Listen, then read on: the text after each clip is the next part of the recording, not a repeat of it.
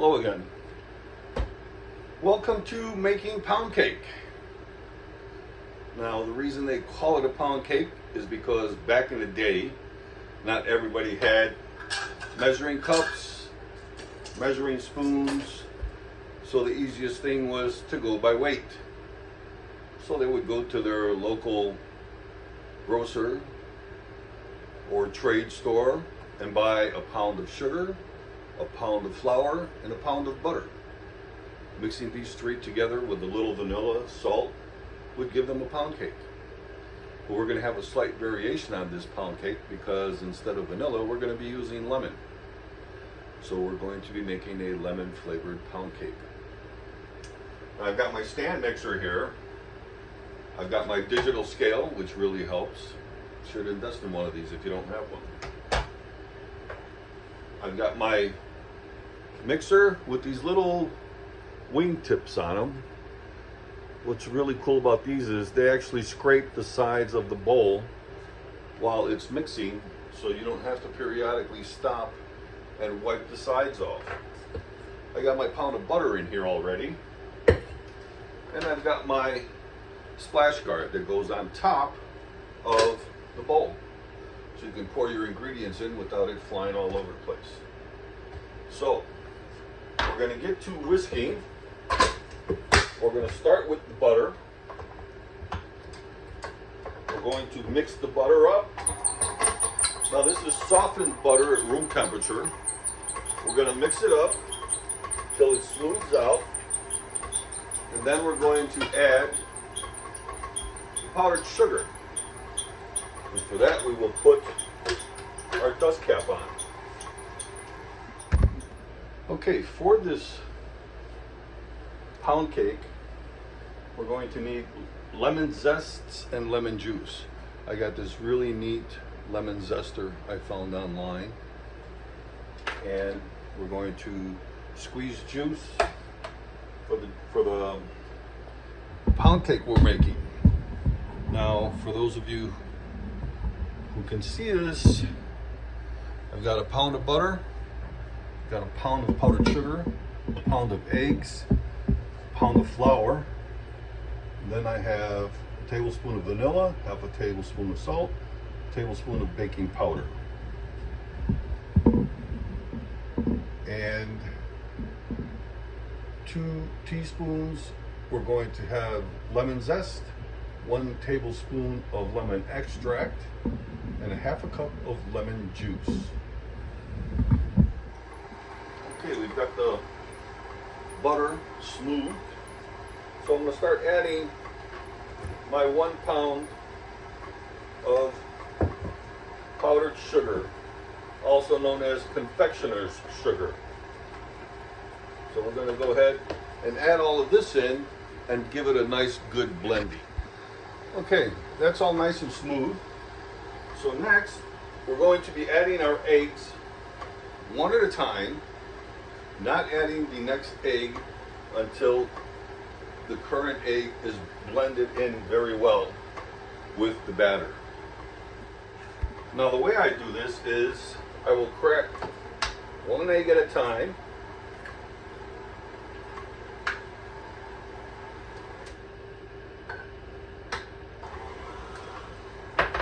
And pour it in and let it beat until it's nice and blended in. One of the reasons I do 1 egg at a time is because once in a while you'll get some shell fall into with the egg, and instead of having to peel it out of a bunch of eggs, I just do them 1 at a time. So there you go. To give you a view of the blending, I'll stop it between each so as to not splatter and get it all over the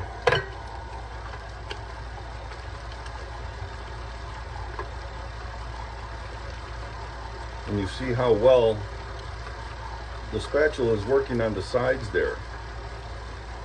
And you see how it's kind of slimy when it first goes in. And once you wait for it to blend in completely, your batter gets nice and smooth again.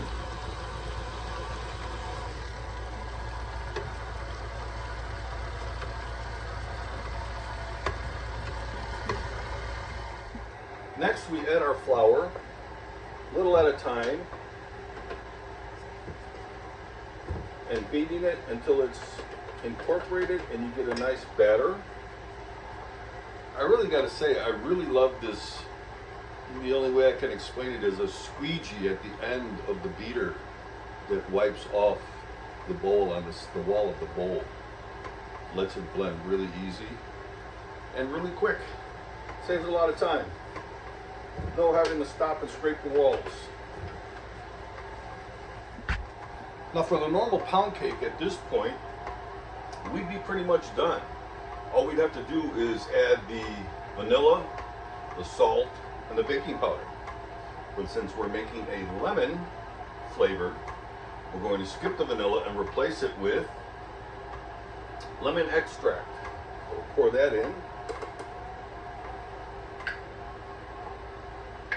And we'll pour it in there. Salt, our baking powder. We'll give that a good blend. Give it a nice mix. Let it all combine really well. And then we'll gradually add our lemon juice.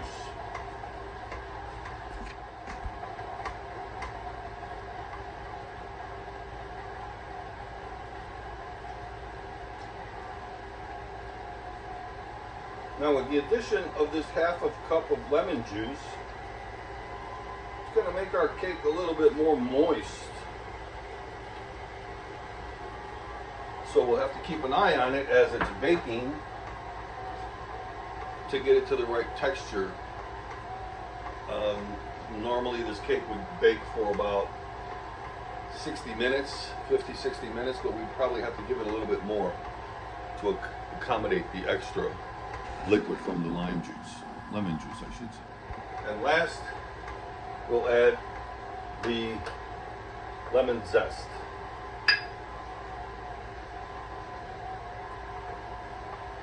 And we'll give that a good blending, and then we're pretty much to pour it into our bundt pan. So we're going to butter our bundt pan really well and flour it.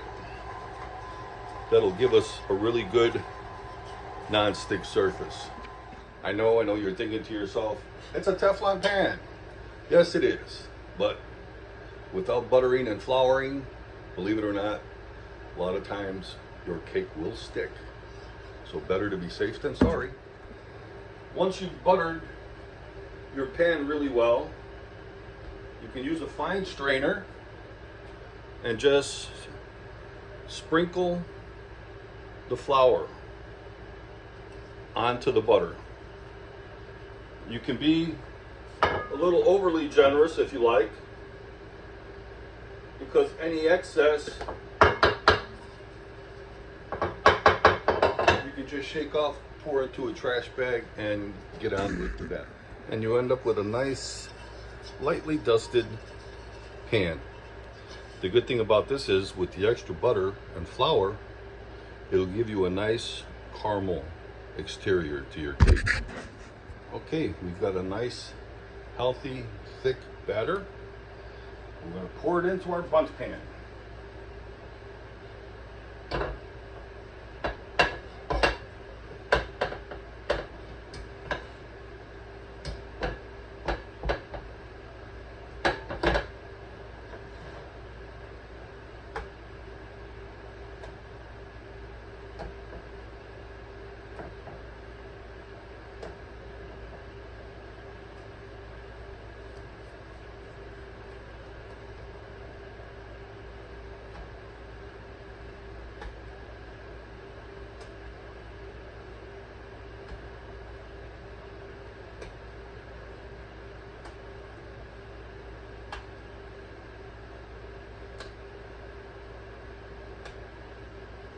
Yeah, I know it's taken a while, but it's a thick batter. It doesn't just pour out.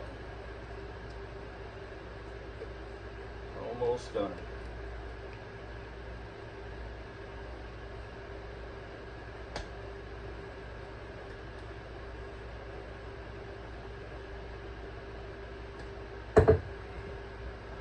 level it out.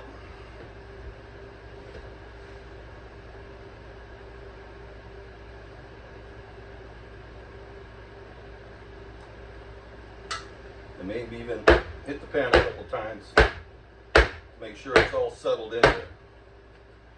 There you go. Now we'll pop it in our oven at 350 degrees. You can see the beauty that has come out of the oven. We're going to let this cool for about 10 or 15 minutes before we pull it out of the pan. For right now, we're going to make the frosting.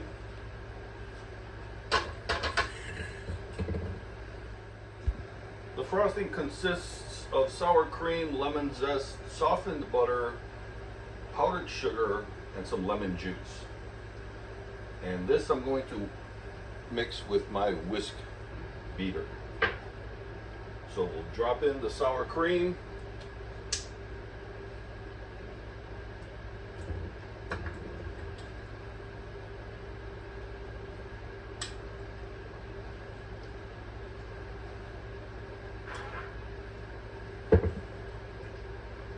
Lemon juice, butter, powdered sugar,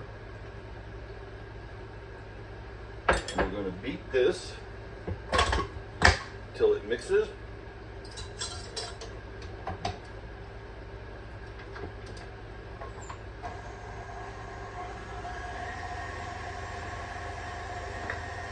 Once we've got a good mix on that, we'll add our lemon zest.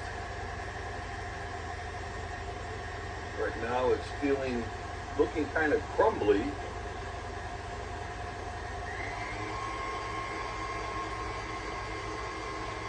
We'll slowly add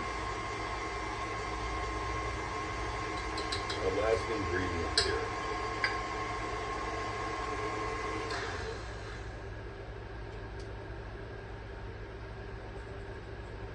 Now this does not have the scrapers on it, like my regular beater, so I've got to scrape the walls manually.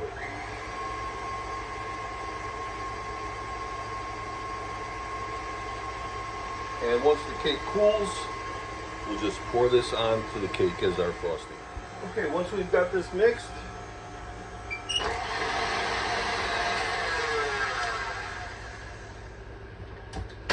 pop it out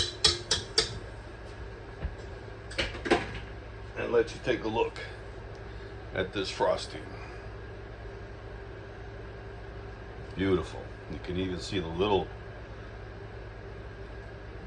chips of lemon zest. It's going to be a really good flavor. Now before I attempt to remove the cake from the pan, I'm going to just slide it between the wall and the cake all the way around, just to loosen things up. Like I said, I've had this stick on me before, and I've learned that doing this is kind of a preemptive strike to prevent a mishap. So we're going to lay our disc down, get our gloves because it's still rather warm. Now we're going to flip it and see how it goes.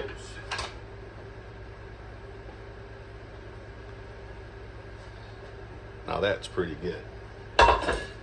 There we have it. Look at that golden color. We'll let it cool down all the way before we attempt to put the frosting on, or it's just gonna warm up and run right off. Here's the final result. I have it on a Lazy Susan, as you can see, and all I did was pour as I turned the Lazy Susan.